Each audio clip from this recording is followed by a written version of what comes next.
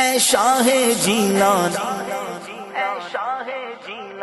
حضور غوث العظم کی شان اللہ نے ولیوں میں وہ رکھی جو شان اللہ نے نبیوں میں ان کے نانا جان کو دی تھی، وہ شان اللہ نے ولیوں میں غوث العظم دستگیر کو عطا فرمائی۔ غوث پاک کی ولادت بھی نہیں ہوئی تھی اس وقت امام حسن بصری تقریباً 350 سے 400 سال پہلے کہتے ہیں کہ بغداد میں ایک اللہ کا برگزیدہ بندہ ظاہر ہوگا اور وہ بغداد کی جامع مسجد کے منبر پہ بیٹھ کر کہے گا قدمی حاضی علی رقبت کل ولی اللہ، میرا یہ قدم ہر ولی کی گردن پر ہے، اور وہ ولیوں کا سلطان اور تاجدار ہوگا۔ امت محمدیہ میں اللہ نے کسی ولی کو وہ شان عطا نہیں فرمائی جو شان اللہ عبد القادر جیلانی کو عطا فرمائے گا۔ غوث پاک کی ولادت سے پہلے یہ بات ہو رہی ہے، اس کے بعد آپ دیکھیں حضرت امام حسن عسکری جس وقت دنیا سے کوچ کرنے لگے، دنیا سے تشریف لے جانے لگے، تو آپ نے آخری مرتبہ جب نماز ادا فرمائی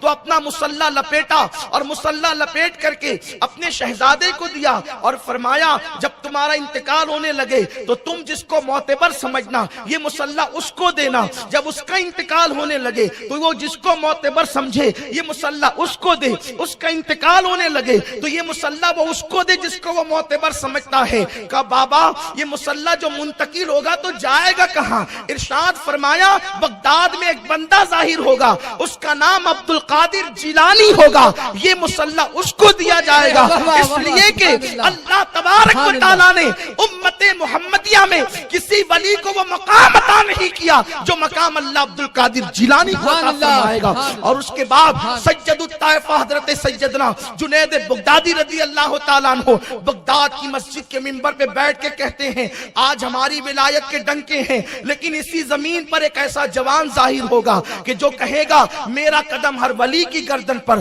تو سارے ولی اس کے آگے اپنی گردن کو جھکا دیں گے۔ سرکار غوث العظم دستگیر رضی اللہ تعالیٰ پیران پیر کی شان یہ ہے کہ آپ کی آمد سے پہلے ہی غلغلہ ہو رہا ہے کہ سید الاولیاء آنے والا ہے، سید الاولیاء آنے والا ہے، ولیوں کا سلطان آنے والا ہے۔ اور آپ جانتے ہیں جب میرے آقا علیہ السلام ماں کے پیٹ میں تشریف لائے تو انبیاء آ کر بشارت دیتے ہیں کہ تمہارے یہاں آمنہ تمہارے یہاں نبیوں کا سردار آنے والا ہے۔ جب غوث پاک ماں کے شکم میں آئے تو امام الانبیاء خود تشریف لائے، فرمایا امت الجبار تو ولیوں کے سلطان کی ماں بننے والی ہے۔ میرے آقا علیہ الصلوۃ و تشریف فرماتے ہیں جب میں ماں کے پیٹ میں 4 مہینے کا تھا حمل کی شکل میں تو میں لوح محفوظ پر چلنے والے قلم کی آواز کو سنا کرتا تھا، یہ ان کے نانا کی شان ہے۔ غوث پاک کی شان دیکھیں، ماں کے شکم میں رہ کر کے کس طریقے سے آپ اپنی کرامت کا اظہار کر رہے ہیں۔ لوگ یہ کہیں کہ اس کا ثبوت کیا ہے، یقیناً میں اس پر دلیلیں پڑھ سکتا ہوں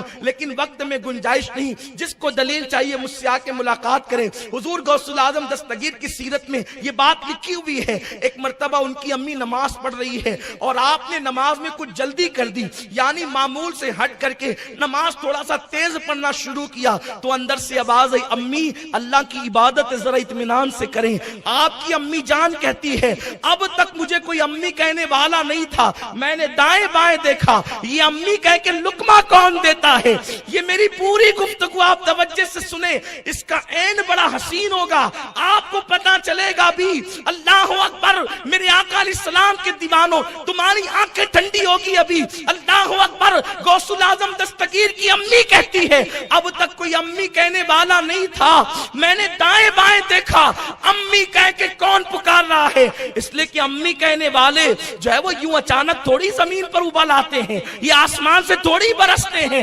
امی کہنے والا 2 سال تک کے دودھ پیتا ہے تب کہیں جا کر لقمت کے ساتھ امی کہتا ہے، لیکن ابھی کوئی دنیا میں یہ امی کہنے والا کون ہے؟ تو کہتی جب پیٹ کی طرف میں نے توجہ کی تو میرے شکم سے آواز آ رہی تھی امی اللہ کی عبادت ذرا اطمینان سے کرنا، دنیا حیران ہے، عبد القادر کا یہ مقام ہے تو نبیوں کے امام کی شان کا عالم